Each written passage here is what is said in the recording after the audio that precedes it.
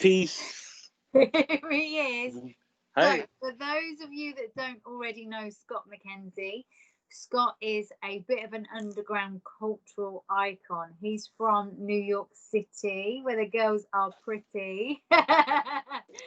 And he is going to share his thoughts with us today. We're going to talk about sex. And the reason that Scott's such an important person to talk about sex with is because he's fairly uncensored. I think that's fairly true to say, isn't it? Is that you're uncensored, not just on this topic, but on a lot of topics. You tell your truth, but you have quite a lot of I think experience from it, from your life so far. Tell people a bit about your background, your life so far, and who you are, what you do. Well, hey, my name is Scott McKenzie. I grew up in the music industry. I also grew up in the hood and the streets. I lived in blood territory, away from all that. My mother was a dancer, not stripper dancer. She danced for music videos back in the late 80s and early 90s. And then I say that to say she had like a very free spirit, I guess that's the polite way of saying women that just do their own thing.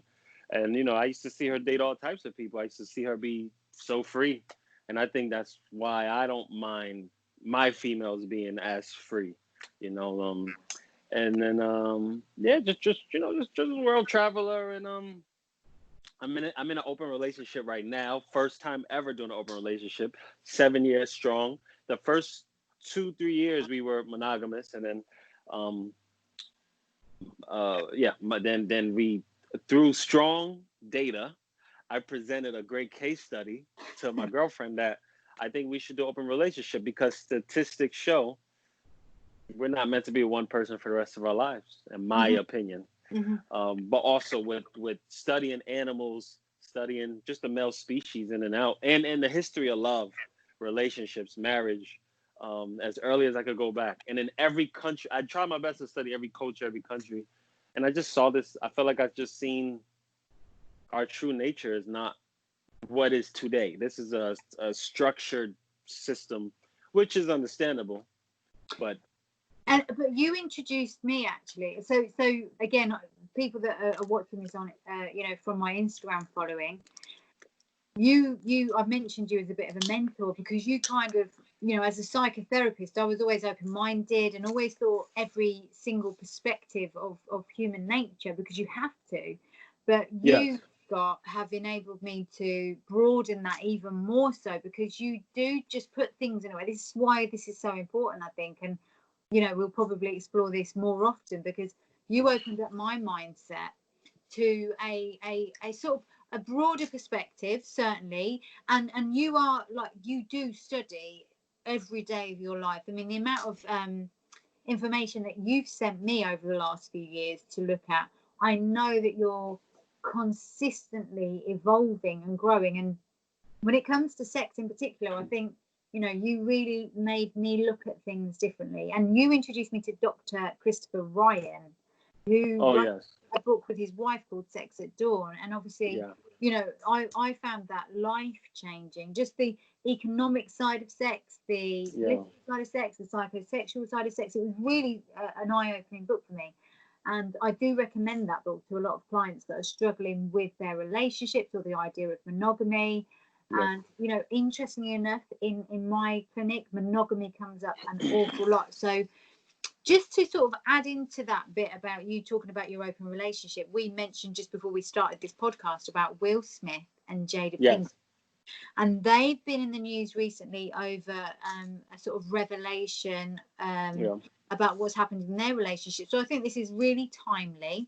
But also within this, I don't just want to talk about open relationships. I want to talk about sex from the male point of view, because this really came about because I'd done a live IGTV with Women in Power on Instagram. We've got mutual friends. In fact, I didn't know they were mutual friends until I started talking to them. But we talked about sexual assault and sexual abuse, and we messaged after that, and you sort of threw some comments in, which made me want to cover this with you. So, first of all, because you've mentioned it, let's talk about the open relationship. When did you decide, and what made you kind of feel like an open relationship was more suited to you? Well, for one, I don't know one man that has never cheated on his girlfriend in my whole life. and Or at least thought about it. If not done it, at least thought about it. Yes, yeah. yes. And the true story on my side of things, the true story is Vanessa, my girlfriend, had caught her father cheating on her mother, and she was devastated. And in my opinion, I'm like, what is there to be mad at? Because at least your father's still here. My father's not in my life, so I think that he loves your mom, but clearly somewhere he must be unhappy. But then that turned into me just wanting to study. Yeah, because I'm like, yo, I don't really know any man that's been faithful. So, but let me dig more deeper into this. And as I dig more deeper into it, I found interviews and podcasts that were very, questioning. It made me question a lot of stuff, and from a science level, biology level, and example. So one guy said, if if I'm dating you, Ella, but I watch gay porn, does that make me gay or straight? And the guy was like, well, that would you at least are fantasizing about men, so that somewhat will make you want to be gay. And he said, boom. So he said the point of saying that is that if I'm a straight man married to a straight woman, but I watch straight porn, I'm with the one woman because society said be with the one woman, but deep down I want other women, or else why am I watching porn? And he said every man that watches porn, they don't watch the same woman. They're always changing the women up. There's no Playboy magazine that has the same women. There's no rap video that wants the same girl. Not, so the point is, like, he made me say that is true. And then he said, you will never find a married man that masturbates to his wife. Yeah. I thought that was interesting too, because out of all the girlfriends I've had, when I masturbate to some other female. So I'm like, he's not lying. And you can't have lust and love. You can't well, my fault. It's hard. It's like comfort and growth. It's very hard to have both, because one requires things remain in routine and safe, which is comfort, and growth requires new experiences, new adventures, which means almost being a beginner again. And I'm saying all that to say, within the open relationship, I've peeped my body and how my body's responding to my girlfriend when she's distant, she's not in the city, or little things like that. And I do crave her more when I can't have her the same way. But when we're around each other every day, we start arguing all the time. So, well, it's boredom. It's boredom, isn't it? Because essentially, when you do the same thing over and over again, whether it's exercise, whether it's sex, whether it's food, you get bored of it. There's some comfort in it, like you say, like there's some comfort in knowing that that's going to be there for me. Yeah. But equally, if you were to eat broccoli every day of your life, you're going to start to crave other foods. Yep. Because we need that stimulation, and we need to feel like there's something bigger than us out there. In fact, if we don't have something to strive for, if we don't have something that we know is going to be different and is going to excite us, then we actually have this stress response. So stress isn't just about being too busy. It's about being, not busy enough. And certainly boredom leads to stress. And that's where I think you're right. People do start to argue because they get bored of each other. So when annoyed. Yeah. And it's the same thing. Like you sometimes don't want to eat that food if you know it's the same meal every day. If you've got a show out there called Celebrity Get Me Out of Here. If we do, I don't know about it. Right. Okay. So it's a show about, it's not to do with sex at all, but it's a show about a group of celebrities that go into a jungle. Yeah. And all they get to eat is like rice and peas, like rice and chickpeas, and they start to go out their minds, like they're desperate to get food, because it's just this idea of that they're going to be so hungry and they're eating this really bland food. And I think relationships do become bland if we don't actually address, what does keep a relationship exciting, and in its newness or nostalgia. They're the two things that really drive us. So I think you're right. I think that kind of needing to have lots of variety. I mean, we're told to eat variety within our diet, but we're almost told not to have variety within our relationships and within our sex life. Well, that doesn't make sense, because our diet and our sex life are really entwined. It's all to do with our systems and how we think, how we feel. And I think that people are afraid to talk about sex because we live within social constructs, and social constructs are from religion. But most people aren't practicing a religion these days. So why are we sticking to the rules? So why do you think people do stick to those rules? Why do you think people, as someone in an open relationship, why do you think people are afraid to step outside of that norm, that social construct? It could be a gang member. It could be whatever. It's tribal. And if you're not within the tribe and you're alone, I think, like, from our animal nature, we don't want to be alone because we know it's easier to die that way. So we Yeah, have to get with a crew. And even if we don't agree with it, I could bet that there were Nazis that didn't agree with killing Jews, but because of where they were, they had to just, when they say when you're in Rome, do what the Romans do. And I think that's what it is. But I personally think, people that don't allow you to question things are more dangerous. You want to be a free mind, free thinking person. I think the people that in life we're attracted to, it could be Pablo Escobar, it could be like Stone Cold Steve Austin, the wrestler, or NWA, Easy E, F the Police, rappers, whatever. Even Trump to an extent, Takashi 6ix9ine. These are people that are rebellions, and they don't care about fitting into the norm, and those are the people that stand out the most. So, sure. but it's just more about, it's just that people fear rejection, and that's another thing, so especially for females. Another thing society teaches us is that, I mean, look, they don't teach us to have true confidence, and confidence is not, will they like me. Confidence is, I'll be fine even if they don't. And I don't think people really understand that. They swear they do until somebody cheats on them, then they freaking out, and they claim they Yeah, got self-love. But if you have yeah. true self-love and true happiness, because the main thing I told Vanessa is that your happiness shouldn't rely on me. My happiness should not rely on you. The moment we Amen. do that is the moment it might turn into domestic violence or something, because Mm, and I've had friends that have hit women that didn't see themselves doing it until the moment came. Now, I used to judge them until I was cheated on when I was much younger, and my ex-girlfriend was pregnant, and then she shows me the ultrasound, and I never forget that feeling. I wanted to punch her in the stomach. I walked away, but I'm making that point to say, holy shit! Now that I'm in that position, I get it. Not that I agree with it, but I get it. But I don't want to feel that again. So in order for me never to feel that again, I should never make my value based on her or anything else, a car or chain or whatever. Sorry, rambling. no. Yeah, That's a really, really important point. Is that actually when you control yourself, when you mm, have that love for yourself and that kind of, you talked about self-love there, which is widely misconstrued. yeah, But when you actually function as a authentic being, you yeah, don't need somebody else to say definitely don't. you're good enough, whether that's a partner or not. And that's Yep, what I yep, love about Will Smith and Jada Pinkett, is that they yeah, are opening up this conversation.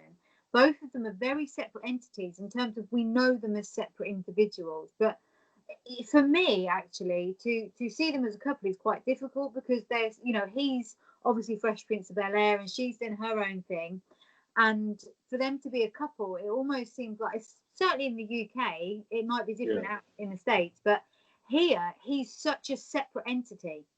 So to think of him as part of a couple is actually almost absurd, although we know yeah, he is because he's had children with yeah, her. yeah, yeah, So when this conversation started to happen, and I noticed today actually that they'd had this conversation, I was like, this is so cool, because he's one of the coolest men in the world, and definitely. for him to have this conversation openly will change the game. It will change the Yeah, game, and it will make people think about their own relationships. And I think one of the things that you talked about there is never rely on one person to be your everything. yeah, And I always say to people in clinic, when they talk about the fears of their partner cheating on them, is, look, if they're going to cheat on you, they're going to cheat on you. There's nothing you can yeah, do about that. You can't do anything about that. Have the discussion. Have the yeah, discussion about what your desires are, because actually by avoiding that discussion, you're really avoiding yourself, because it comes down to fear.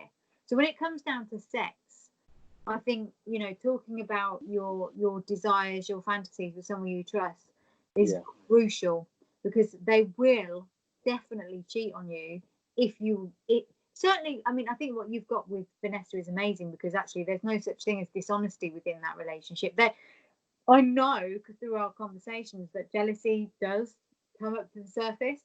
I know happens to me all the time. Yeah, but at least it's honest.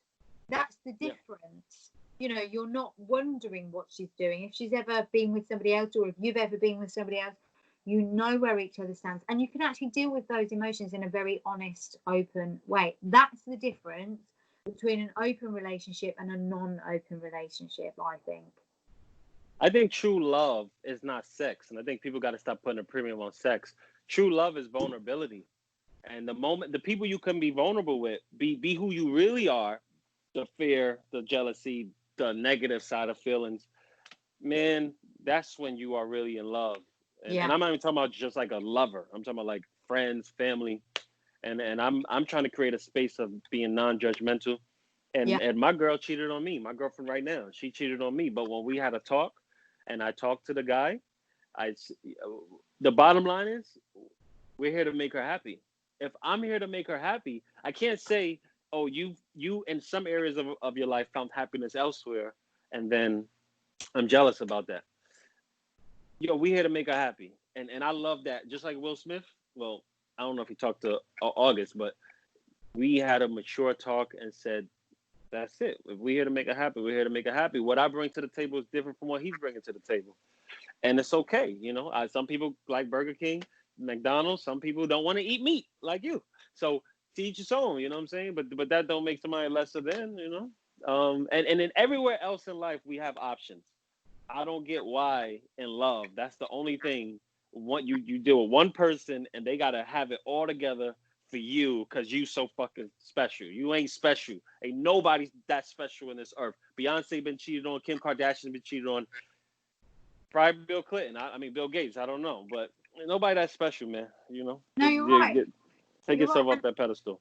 So let's look at that from a point of view of the physical side of sex, because this isn't about a woman not being good enough or a man not being good enough. So when Vanessa was seeing somebody else, that was never about you not being good enough. I mean, look at you. You're handsome. I You're wish. clever. No, you are. Oh, thank you. Thank you.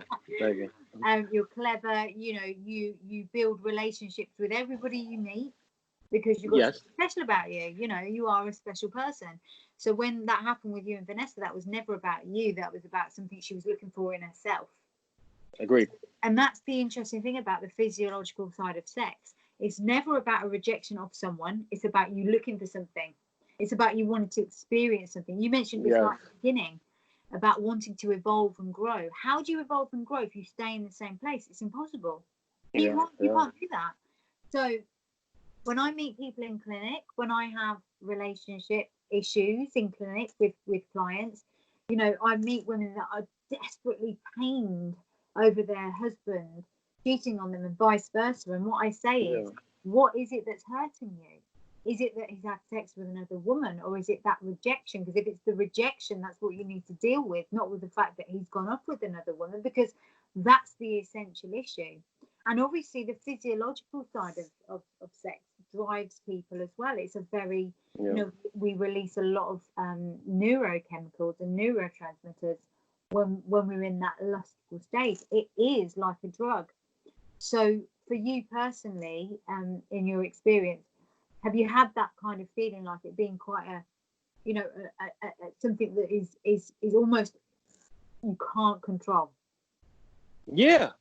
Listen, you can't help what you like, and that's not even just sex. That's food, whatever, your favorite colors. I don't think you could control these things. If that's the case, then we wouldn't have gay people in the world and those things. I don't think. I think we have to. We can't control what we are attracted to. We can control how we want to respond to what we are attracted to. Mm-hmm. So I think that yeah, there's been some females that I'm not gonna lie about the feelings. It's just like the porn example. If I got a friend and I have a few friends I find attractive, if they give me the shot, I'm gonna take it. But that's just human being shit. And what's that all... about for you? What's that about for you? You know, we talked about food there. So for me, food's always been a bit of an issue in my life because, you know, it's something that I've been able to control. And now I'm at a point in my life where I'm in my 40s and I'm looking at health rather than just what I'm eating. And so I'm controlling that. So I'm looking at plant-based diets, and I definitely don't, you know, I see the benefits of that in my energy levels compared to other women of my age that perhaps don't have a healthy lifestyle. So that's a conscious choice. When it comes to sex, what is it, do you think, with men in particular? Because for women, interestingly enough, women don't need like much stimulation in order to lubricate and have the swelling of the vagina, right? So a woman could just have a sentence said to her by a man, and that process happens immediately. I think men are much more visual. Perhaps, of course, perhaps it's not as easy for that biological process. And if it does happen, and I don't know about this because men are very open with me in clinic, but I don't think they let go as much as what perhaps you would to me. So for you, if one of the things that baffles me, right, I'll get straight to it here, is men that have sex with women that are just what I would consider, and this does seem judgmental, but what I would consider to be beneath their physiological level. That sounds an awful thing to say, but you know where you see a man and he just kind of almost seems to be with a woman that's lower than him. Of course. What's that about? Bill Clinton, I guess, having sex with Monica Lewinsky is an example. But I think as far as the brain is broken down into three parts for men and women. It's our animal nature, it's the conscious human being nature, and then there's the computer that we're programmed to believe of things. So I think physically, men are biologically attracted to fertility, whatever. So, and fertility is in young women. It normally starts from 14 to 24. This is why Jay-Z's with Beyonce or Russell Simmons with Kamora Lee Simmons, or you always see men, Tiger Woods, they cheat with a younger person. I also think a portion of all this is younger women are more submissive, or those types of females are more submissive, and sometimes men don't want to put in all this work. So if they could just find something, and then sometimes it's not even just younger. If they're more heavy set, if they're more quote unquote ugly, you can prey on their insecurities easier and get them to be more obedient. Because women like Mariah Carey with real strong value are not settling for nothing less than the billionaire status, certain stuff. And I've had sex with women with money. They're not the same. And it's meaning like they have a backbone. And sometimes I don't want all that backbone. I just want you to shut up. But I get it, But I'm real with it, you know what I'm saying? So, but I've dated chicks in the hood, and I've dated some Pablo Escobar's niece or whatever. So it's all different stuff. But I do think it boils down to just the easiest way to get the coochie, because I'm just trying to bust this nut. And, They don't care, because I've had sex with some chicks that were beneath me, but that's different in the moment. I think that's so different for women. Women would definitely, I mean, Vanessa would probably have talked to you about this, but women would definitely have, not all the time actually, but I think there's a sense of connection for a woman. So she has to feel that connection of some degree, whereas a man doesn't need that. So we're wired differently. I don't know how much you know about the differences physiologically in the brain, but a man has that tunnel vision, that 7 times more grey matter. A woman has 10 times more white matter. A man has 1 verbal center, a woman has 2. A woman has a larger hippocampus, which is the store for emotions, memory, and motivation. We are wired differently. So obviously the way we view sex is going to be different as well. Of course. I just feel like there's almost so much shame around that, though. Like what you just said there. I laughed at it, this woman beneath you kind of thing. But I think there is that kind of like, I don't know if you've got this saying, you don't look at the fireplace when you stoke the fire. That's not important. The important bit is that for a man, he gets that sense of release and pleasure, and it doesn't matter who she is, he's got it. But for a woman, we actually become emotionally attached when we have sex, which is a really dangerous thing. So I think we kind of need to talk about this, because for young girls watching this that they may well come across, and certainly for the older ladies as well, like me, older women, need to be aware that when you have sex with a man, as a woman, you're going to get emotionally attached to him. He is not, and this is for sure, he is not going to be emotionally attached to you. It just doesn't happen that way. No, I think men do. I just think they hide it because there's this whole machismo thing. I think on some level you do maybe not as strong as women. It all depends on where both parties are at. Because I've dealt with women that don't get attached. I think this men and women, but I'll say more for women. Women, I have a friend who said behind every great man is a great woman, but you True. never hear behind every great woman is a great man. And I said, True. why is that? He said, because women don't like to date weak men. The moment she feels she's better than you, she doesn't respect you in the same light. So I've learned with women, especially like these quote unquote Instagram models or like these tens, whatever, they chase the men who act like I don't need you. And they get treated like shit the most. Like when I was a little, my mother used to be a model. So when I was a little boy, my mom used to always say, never date a model. They are the most damaged mentally. Because for many reasons, I don't want to go into it. But the point is like, so women are they get emotionally attached because I think all women subconsciously are looking for resources and stability and security and the alpha male syndrome. And then they want a man of high value, but then they get mad when other women want that value. But it's like if I wear my jewelry in the hood, or if I'm in Africa in a starving place, I can't get mad if somebody wants to steal my values. If True. you have something of value, somebody should want to take it, or else you don't have nothing of high value. That's just life.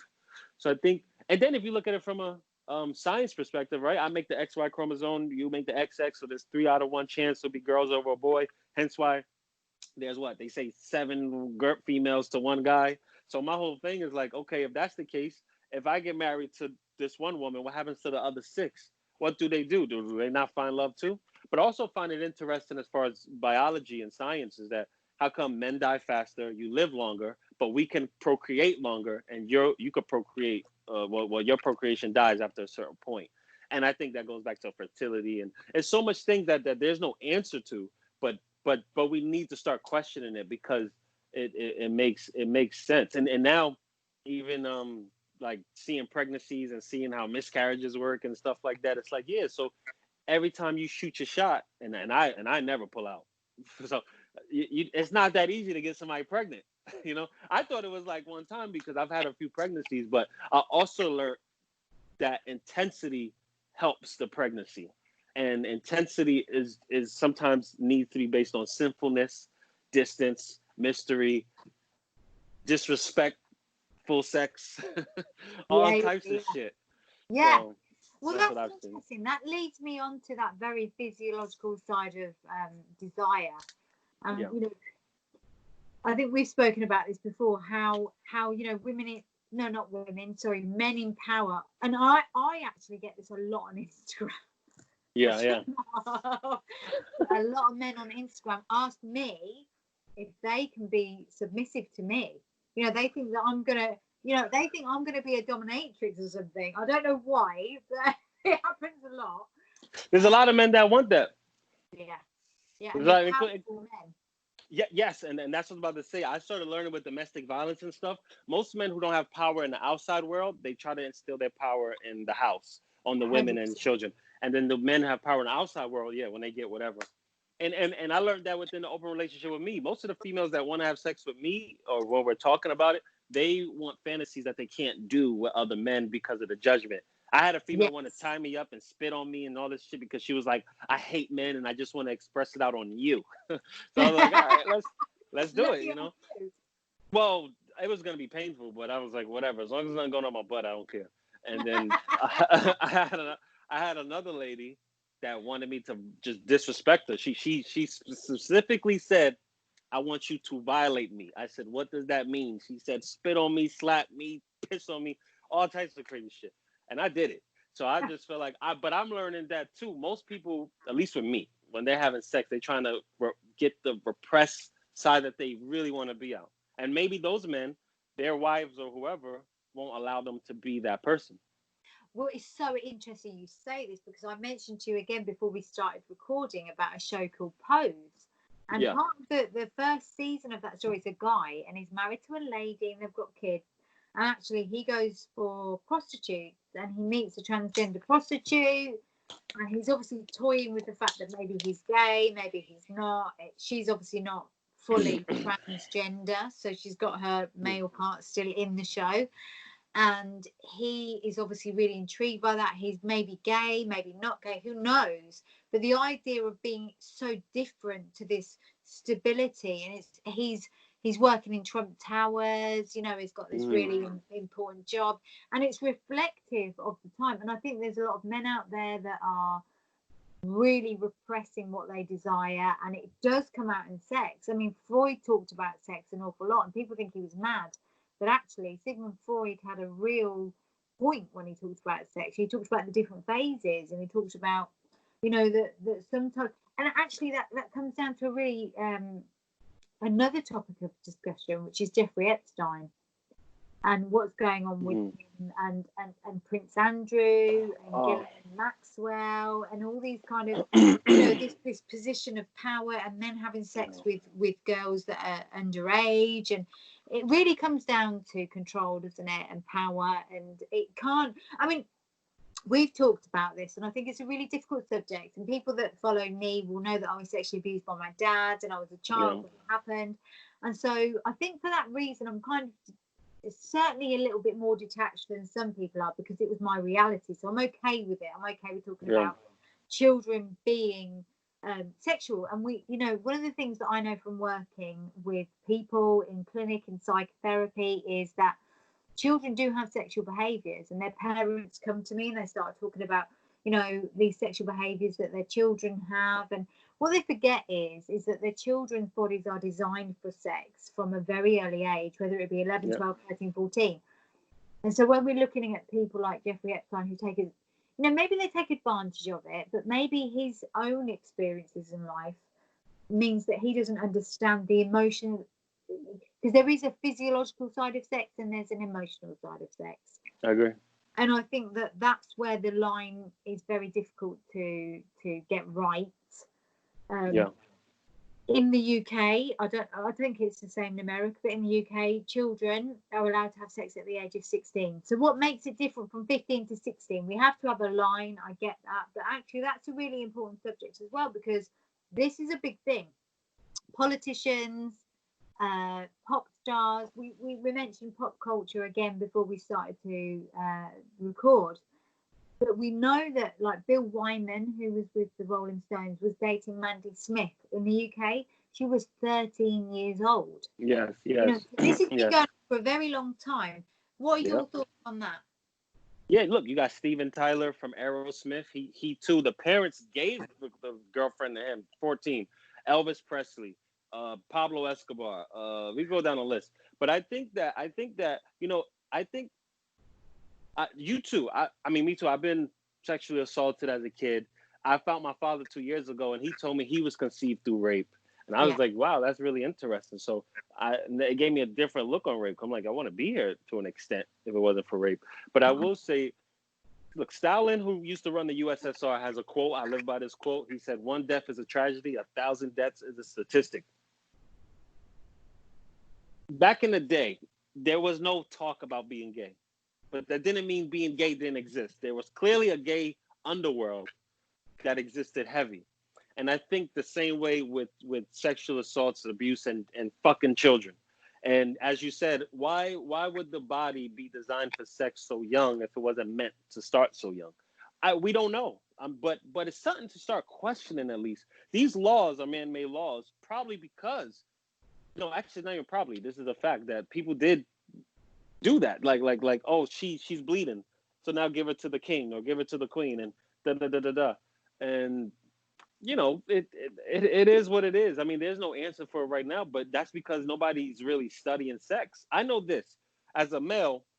I think every time your heart beats, you produce 70,000 sperms per heartbeat or something like that. Add that up to like a day, then 2 days, then 3 days, and then maybe you might understand why this culture of this hyper masculinity is deeper than kids. And I look at jail, because I have a lot of family that have been to jail and have raped men, and they're not gay. And I've talked to gay people and said, if a man has sex with another man in jail, is that gay? They said no, because all men have testosterone that they got to get out of them. Now, in jail, I don't see that these men thought that would happen. But I don't know. I just think that there's something we're not studying about biology that's making this happen.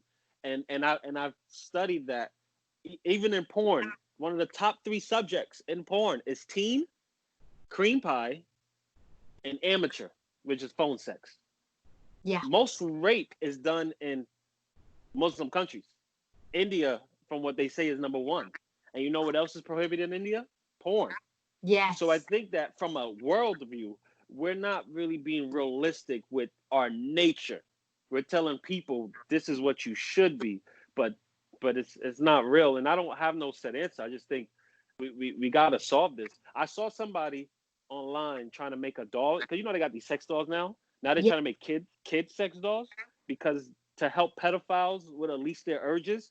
I said, listen, that's better than nothing, because nobody else is trying to figure out the fucking solution. They just want to judge. And I think, all I'm saying is this. If we could look at the black kid in the ghetto and say 400 years of slavery is the reason these kids in the hood want to steal, kill, and rob, then why shouldn't R. Kelly and all these people's past not affect their adulthood on some level? That's such a. I'm so glad you brought R. Kelly up, because you know I watched those documentaries about R. Kelly, and he was obviously massively affected by the fact that he was interfered with at a very early age. And somebody in the family. Yeah, sure, it was a female as well.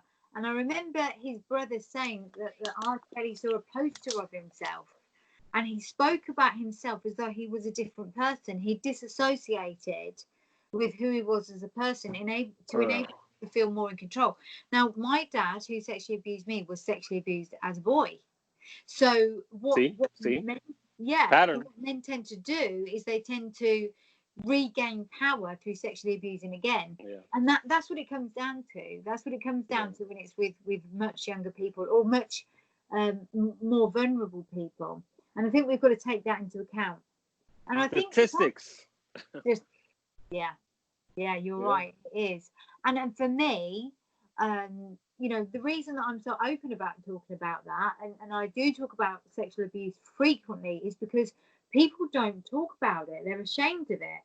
But if we don't talk about sex, if we don't talk about sexual abuse, and the reason it's called sexual abuse is because it happens to you without your consent.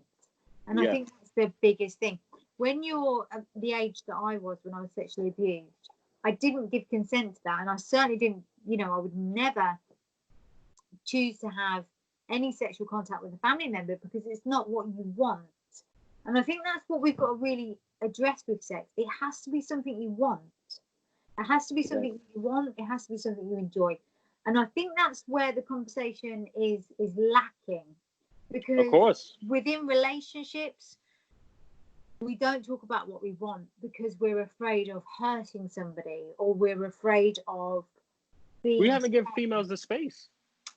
And I think you're right. I think men are much more comfortable to say, like, I'd have sex with her. And actually, I don't think men have a type. I think women have this. I have this a lot in clinic where they say, oh, my man has been looking at pictures of women that look like this. Because it's different, because that, you know, different is exciting. If we understood that I don't look at all men and go, right, I want a white man with this colour hair, with this type of body, that doesn't work for me. Like I don't have that ideal of what's attractive because I'm human. The same with food. I don't have the ideal of what tastes good. I don't know what tastes good until I've eaten it. And I think that's just, men have got that much more of that attitude with sex. Like I want to find out. Well, because young men, at least here in the States, when we're born, our uncles and our fathers are already like talking about smashing this and having sex with that, and porn becomes our first teacher. And now I don't know how it is with the phone now. These kids grow up on the phone. But then if you are a female, who's really talking to you about sex? Like one thing I had asked my girl, and now I ask adult females, is like, do you remember the first times you started getting horny and your vagina being wet? And did you understand that when you saw that boy band on TV, NSYNC or Backstreet Boys or whatever? What did you feel? And I think because females in all cultures are not really given the space to truly be free, to truly say, I understand my body. I mean, example, like with guys, we'll talk about getting head and yeah, the girl was in sloppy toppy, but I mean, females aren't really talking about that and can feel 100% comfortable. I mean, black females do, especially in hip hop, but away from them, no other culture can really say, yeah, man, we just talk about getting our ass licked and our titties sucked, and we just have a good old time about it. Literally, my mom was on FaceTime yesterday and talking to my girl and her family and talking about sex openly. And people find that so shocking, but in my mind, look, I'm not in denial. I'm here because of sex. Yeah. So of course my mom is having sex. Of course she's doing all this nasty shit. That's normal though. I don't want to get it because I'm not in denial about life. But anyway, I think Yeah, but Scott, I have to say, just to cut in there, I've met your mum. And your mum's not like most mums. No, I know. But your mum's like a supermodel. She is a different level. So this is where I think that, I mean, for people that don't know, I mean, your mum was around, you know, some real Tupac, everybody. Exactly. I don't know. She was around P. Diddy. She was around E. Yeah, You know, she was around some amazing DMX. She was around as well, wasn't it? She worked with DMX. Dave Chappelle, Kevin Hart. She's a beautiful woman, and like that's not to take away from other women, but she's a different level. Like her experiences are I'm glad that people like Wendy exist because she's telling the truth. But other women, I don't think this is a really judgmental thing to say, but I don't think if you're not confident with the way you look and you're not confident in your body, you don't express it. There's a lot of women out there that are very suppressed because they don't feel good enough. Wendy has always been beautiful. That's your mum. Wendy's always been beautiful, so I think she's always been able to express, and that's the difference. That's the line. That's but she's told me how men have tried to make her feel insecure because she got stretch marks and it just don't work on her. But she grew up in a very abusive environment and stuff. My mom grew up very hard. Don't get it twisted. But the point is, like, once again, I've seen somebody that, when you truly love yourself and you truly been at the bottom at some point in your life, ain't nothing really messing with you after that. You know, if you lost a parent or whatever, I'm just saying, like, at the end of the day, we're human. And you, the person, got to get out of la la land and think, I'm not perfect. You know what I mean? I don't look like Michael B. Jordan or whoever the hottest man is of the month this month. But I'm owning who I am, just like Biggie Smalls owns who he is, and Lizzie, the singer Lizzie, she's owning who she is as a plus size woman. Once you own who you are, people gonna love it or not. But people gotta stop focusing on who don't like them. I be trying to tell black women that they focus on all these black men that want to talk about. Focus on who like you, because there are men that like you, black men, and everybody don't like me, but I'm not tripping because there's only two types of people in the world: abundance or scarcity. I live in abundance. I know at the end of the day, I got one life. What am I tripping about? And I'm telling people, live in abundance, man. It ain't nothing that deep, man. Ain't nobody. Once again, nobody's special, yo. You think you special? You're not special. That's so true. Get that out your head. You're normal, like everybody else. That's the thing, isn't it? Is that it's ego. It comes down to ego at the end of the day. Whether it's 100%, whether it's life. But do you know what? A little story there for people watching. We went to Amsterdam together, didn't we? Hell yeah. And my little girl came with us, and I remember you sort of saying, you talked to her about sex, and we were walking past shops where there was dildos and there was all this, and we went to a rooftop bar, and there was a man dressed as a penis, basically. And I said to Lila the next day about this man dressed as a penis, and she was about 9 at the time, or maybe 10, and she thought he was dressed as a dog bone. She thought he was dressed as a dog bone. But I talked to her about that, and I talked to her about sex. And do you know what? Because I talked to her about that, and we went through that district, and in Amsterdam, it's penis everywhere, isn't it? There's just every window, titties and dicks all over everywhere. And because of that, she's so you can't phase her now. She's so grounded because she's been to those places. We've had those conversations. I swear in front of her. I talk about sex in front of her, And I think because of that, she's going to be so much more advanced than her friends, because her friends are Right. learning from other people of their age. She'll be 13 in October. Yeah. And her friends are learning from other 13-year-olds. But Lila's been around you. She's heard your conversations. She's been around conversations that involve sex. So her knowledge and her although she hasn't necessarily always paid conscious attention, her knowledge and her understanding of sex is so much deeper and so much more valuable, because it comes from adults that are talking about really important subjects. And I think that's what really, matters. I think having this conversation about sex, the big thing here is the difference between the male and the female. And I think that women really need to hear this conversation, because you love women, don't you? I mean, we've talked about Wendy, your mum, and we've talked about all the people you've grown up around and all the people you've sort of been influenced by, and we've talked about your relationship. But ultimately, women and men will always be different when it comes to sex. I think I've spoken to Lila about this today. Don't trust what someone says, trust what someone does. And I think that's so important, is that when we look at sex, it's about action. It's not about what people say. So when it comes to how we behave around sex, if you were going to give advice to anyone, what would you say? What would be your advice to people around sex, especially in the 2020 era? What would you say to people about being, open and honest about sex? What's the most important thing? Well, for me, when I'm dealing with a female, I try to see what emotional needs are not being met, so I can know what void she's probably subconsciously looking for me to fill.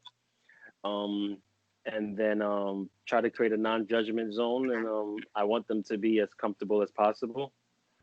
Sometimes that might mean just passing gas in front of somebody or something, and then convincing them to do it in front of you. It's happened.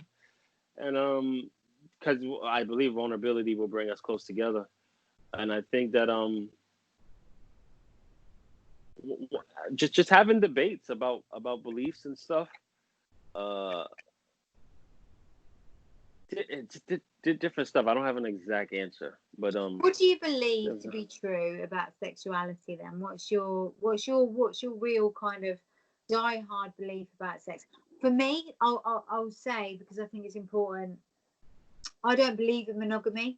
I don't believe that one person can sleep with one person forever. I just don't think that's possible. I think that we need to be much more open about our desires. I think we need to be much more open about what we seek, because otherwise we lie to people, and lying is far more detrimental than anything else, because you feel disrespected. When you respect someone, you'll tell them the truth. What about you?